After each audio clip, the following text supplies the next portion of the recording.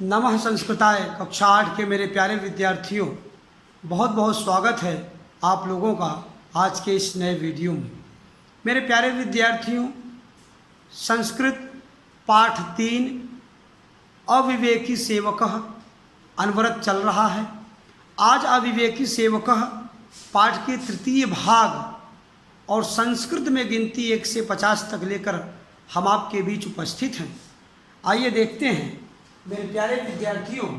यहाँ देख सकते हैं लिखा है कक्षा 8 अष्टम, कक्षा 8 अष्टम, विषय संस्कृत और पाठ 3 अविवेकी सेवकः भाग 3 तथा 1 से 50 तक संस्कृत में गिनती। किस में गिनती? माय डियर स्टूडेंट, अभी तक आप लोगों ने याद कर संस्कृत में गिनती ये लिखा है, ये आप हेडिंग देख सकते हैं, संस्कृत में गिनती। अभी तक आप लोगों ने आंग्ल भाषा में गिनती सीखा होगा, हिंदी भाषा में गिनती सीखा होगा, आंग्ल भाषा में सीखा होगा। प्यारे विद्यार्थियों, आज हम आपको संस्कृत भाषा में 1 से 50 तक की गिनती सिखाएंगे, समझाएंगे, पढ़ाएंगे, सुनाएंगे और आप देखेंगे, सीखेंगे। मुझे ये पूरा विश्वास है, अपनी संस्कृत की कॉपी में सुंदर शब्दों में लिखेंगे और याद करेंगे। और प्यारे विद्यार्थियों, वीडियो देखने के उपरांत आप अपना नाम, क्लास और सेक्शन, कक्षा, वर्ग और नाम अपना जरूर दर्ज करेंगे कमेंट बॉक्स में जाकर। कमेंट बॉक्स में आप जब अपना नाम, क्लास, सेक्शन लिखते हैं तो हमें बहुत अच्छा लगता है और इसके माध्यम से हम ये जान पाते हैं कि हमारा कौन सा विद्यार्थी उपस्थित है और कौन सा नहीं। प्यारे विद्यार्थियों, आइए देखते हैं। जैसा कि आप लोगों ने देखा, अविवेकी पाठ 3 अविवेकी सेवकः के प्रथम भाग में हमने इसके शब्दार्थ लिखा है, पाठ को यहाँ तक पढ़ाया। द्वितीय भाग में हमने आपको ये आधा बचा हुआ जो पाठ था उसको पढ़ाया।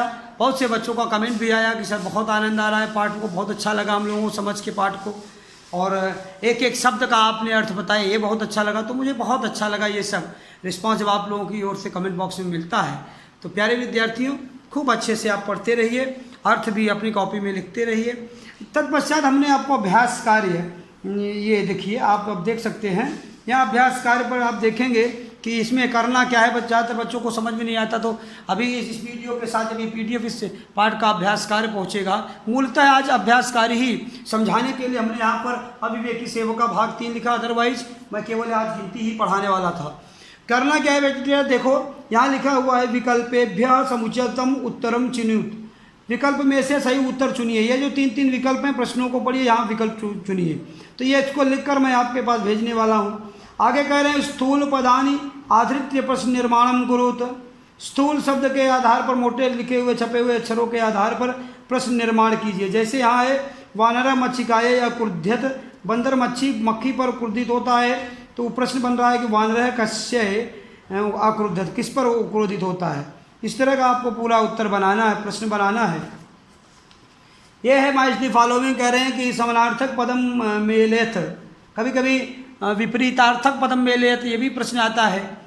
तो इस तीसरे अभ्यास कार्य में आप क्या करेंगे, समानार्थक शब्दों के एक शब्द को यहाँ पर लिख लेंगे, दूसरे साइड में जब लिखना शुरू करेंगे तो प्रासादम के सामने राजभवनम यहीं पर सामने लिख देंगे, मूर्खा के सामने जड़मती लिख देंगे, नृपस्य के सामने राज्ञः लिख देंगे, झटित के सामने अतिशीघ्रम लिख देंगे, वरम के सामने श्रेष्ठा लिख देंगे और शत्रु के सामने हरि लिख देंगे।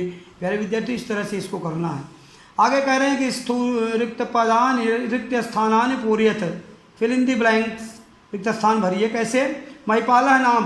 अब ये प्रश्न को आपको, इन प्रश्नों के उत्तर आपको यहाँ कहाँ से देख के लिखना है, पाठ से देख कर लिखना है। महिपाल का नाम देखिए, यहाँ लिखा है महिपालः नाम एकः नृपः आसीत्। आगे कह रहा है महिपालः नाम, तो क्या है, एकः नृपः आसीत्, ये है। स ग्रीष्मकाले पर्यंके शयनम करोति, पाठ का ही एक लाइन है, उसी को आपको देखकर लिखना है।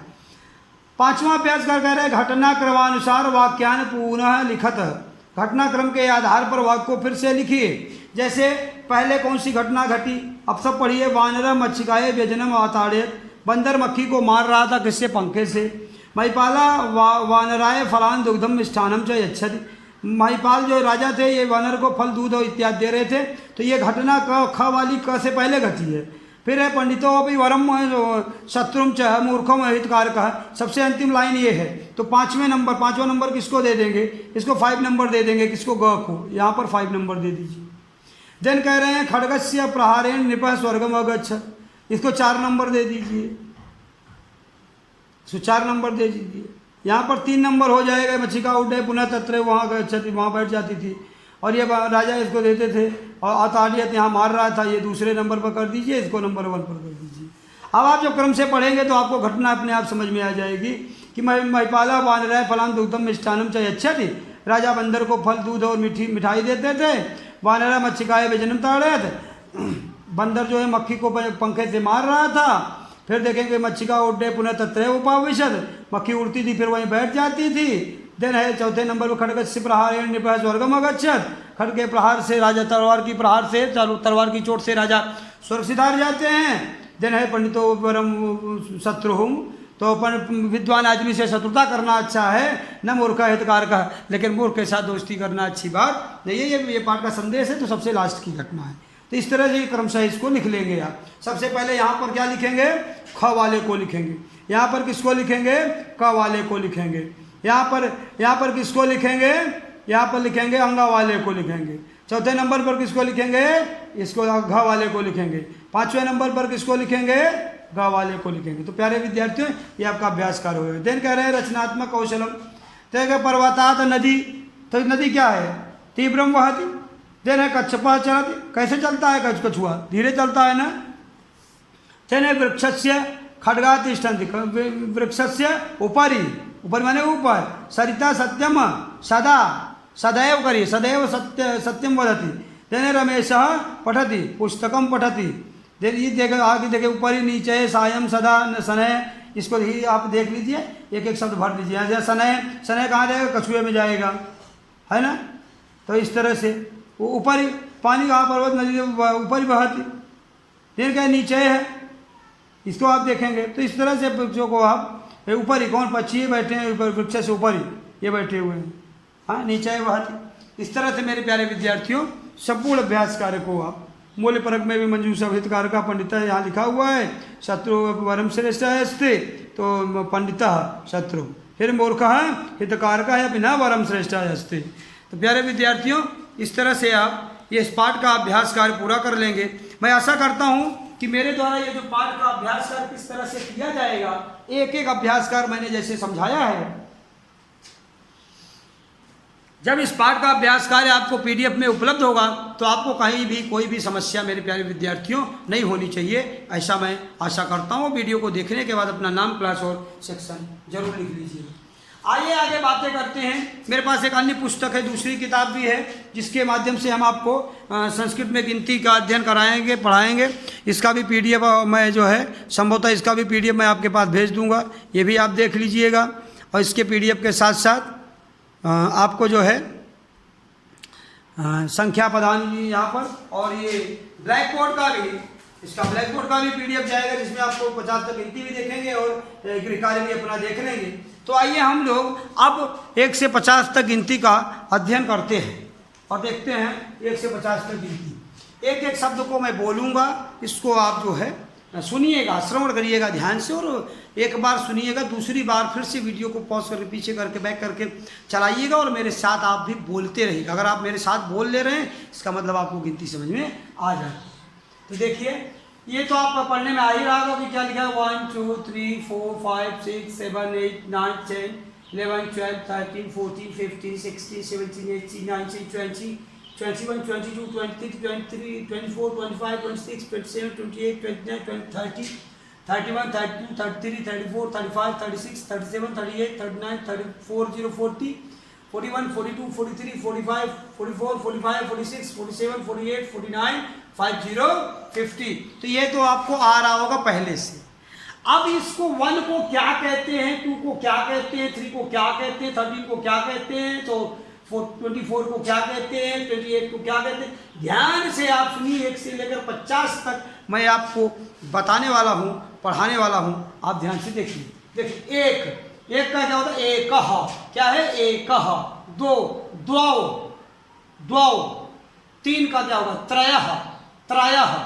4 का देखिए क्या होगा? 4 का चत्वारः, चत्वारः। क्या लिखा हुआ है? चत्वारः। 5 का पंच, 5 का क्या है? पंच। और 6 का क्या है? सट। क्या है? सट। देर करेंगे सप्त। क्या है? 7 का क्या है? सप्त। 8 का अष्ट, 8 का क्या है? अष्ट। 9 का नव, नव। और 10 का क्या है? दश, दश। आप देख सकते हैं, इससे पढ़ेंगे। देन आप देख सकते हैं 11 को क्या कहते हैं संस्कृत में? बोले 11 11 को क्या कहते हैं? 11 को एकादश। 12 का क्या होगा? 11 का है एकादश, एकादश।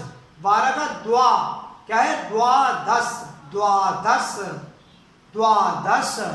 13 का क्या होगा? त्रयोदश। क्या है? त्रयोदश। 14 का देखिए, 14 है चतुर्दश। च में छोटा हूं, फिर ये र है, फिर चतुर, चतुर्दश। बोले चतुर्दश। मेरे साथ बोलिए सब लोग, चतुर्दश। नेक्स्ट है 15 का क्या है? पंचदश। क्या है? पंचदश। 16 का क्या है? जैसे 6 का क्या था? सट था, तो यहाँ क्या है? षोडश। क्या है? षोडश। 17 का क्या है? सप्तदश, सप्तदश। 18 का अष्टादश। यहाँ अष्टदश नहीं होगा, बहुत ध्यान से देखिएगा। 18 को कुछ बच्चे अष्टदश बोलते हैं। अष्टदश नहीं बेटा, अष्टादश। अब 28 का देखिए, अष्टादश 18 का। फिर ये अष्टाविंशत, अष्टत्रिंशत। इस तरह से आप यहाँ अष्ट चत्वारिशत, तो 2 तो ये अष्ट है यहाँ पे, लेकिन यहाँ पर अष्टा, ध्यान से देखिएगा, ये देखते रहिएगा।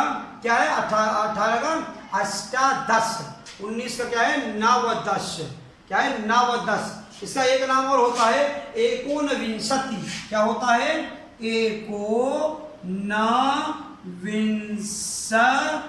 देखो, एकोनविंशत, तो एकोनविंशत भी होता है। एक है नहीं, पहले संधि विच्छेद करके एक धन न धन विंशत, तो एक है न विंशति, एक नहीं है विंशत में, मतलब 20 में एक नहीं है तो 19 होगा। तो ऐसा भी हो सकता है, लेकिन इसी वे में इसको नवदश भी कहते हैं। तो 19 का क्या होगा? नवदश। 20 का देखिए, 20 का विंशति ही, विंशति ही। देन देखिए बेटा, आगे देखेंगे इसके बाद 21 का देखिए, 21 का है एक विंशति ही, एक विंशति ही, एक विंशति ही। 22 का देखेंगे, लिखा है द्वाविंशति ही, द्वाविंशति ही। 23 का त्रयोविंशति ही, त्रयोविंशति ही। 24 का चतुर्विंशति ही, चतुर्विंशति ही। 25 का देखिए, इसको चतुर्विंशति ही। 25 का है पंचविंशति ही। क्या है? पंचविंशति ही, पंचविंशति ही। 26 का देखिए, 26 का क्या है? षट्विंशति, षट। क्या है? षट, षोडश, फिर है षड्विंशति ही। क्या है? षड्विंशति ही। बोले षड्विंशति ही, षड्विंशति ही। आगे देखेंगे 27 का क्या करेंगे? सप्तविंशति ही। 27 का क्या पढ़ेंगे? सप्तविंशति ही। 28 का अष्टाविंशति ही, अष्टाविंशति ही। 29 का क्या होगा? नवविंशति ही। क्या होगा? नवविंशति ही। 30 का त्रिंशत। क्या होगा? त्रिंशत। आगे देखेंगे 31 का एक त्रिंशत। यहाँ त्रिंशत हुआ, 30 का त्रिंशत हुआ, तो इसके आगे एक लगाएंगे। आगे देखेंगे कैसे 31 से 31 का होगा, 31 का एक त्रिंशत। 32 का द्वात्रिंशत, द्वात्रिंशत। 33 का त्रयत्रिंशत, त्रयत्रिंशत। क्या होगा? त्रयत्रिंशत। 34 का देखिए, 34 का क्या होगा? चतुस्त्रिंशत। आधा स है ना, तो क्या होगा? चतुस्त्रिंशत। देख लीजिए, चतुस्त्रिंशत। 35 का पंचत्रिंशत। क्या होगा? पंचत्रिंशत, पंचत्रिंशत। ध्यान दीजिए, यहाँ चतुर्त्रिंशत है, चतुर्विंशत है, लेकिन यहाँ चतुस्त्रिंशत है। 34, 24 और 34 में थोड़ा सा अंतर देख लीजिएगा। ये चतुर्विंशति ही है, ये क्या है? चतुस्त्रिंशत है। तो चतुष्यांश आदर्श है, यहाँ वो अलग है, इस बात का ध्यान रखिएगा प्यारे विद्यार्थी। फिर है चतुस्त्रिंशत, 35 का है पंचत्रिंशत, पंचत्रिंशत। और 36 का क्या है, ये है षड्त्रिंशत। क्या है, षड्त्रिंशत। फिर से देख लिया, षट षोडश षड्विंशति षड्त्रिंशत। क्या है, षड्त्रिंशत, षड्त्रिंशत। फिर 37 का क्या होगा, सप्तत्रिंशत। क्या होगा, सप्तत्रिंशत, सप्तत्रिंशत। देन 38 का देखिए, अष्टात्रिंशत, अष्टात्रिंशत लिखेंगे, अष्ट अष्टादश अष्टाविंशति और अष्टात्रिंशत। प्यारे विद्यार्थियों ध्यान से एक एक गिनती को देखेंगे। यहाँ क्या लिखा हुआ है, अष्टात्रिंशत। देन है 29 में देखिए, 39 में देखिए, 38 का होगा अष्टात्रिंशत और 39 का होगा नवत्रिंशत। क्या है, नवत्रिंशत, नवत्रिंशत। 40 का देखेंगे, चत्वारिंशत, चत्वारिंशत, चत्वारिंशत। ध्यान देंगे, 40 का होगा चत्वारिंशत।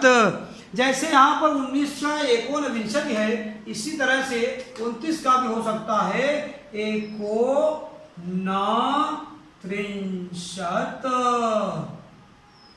क्या होगा, एकोनविंशति,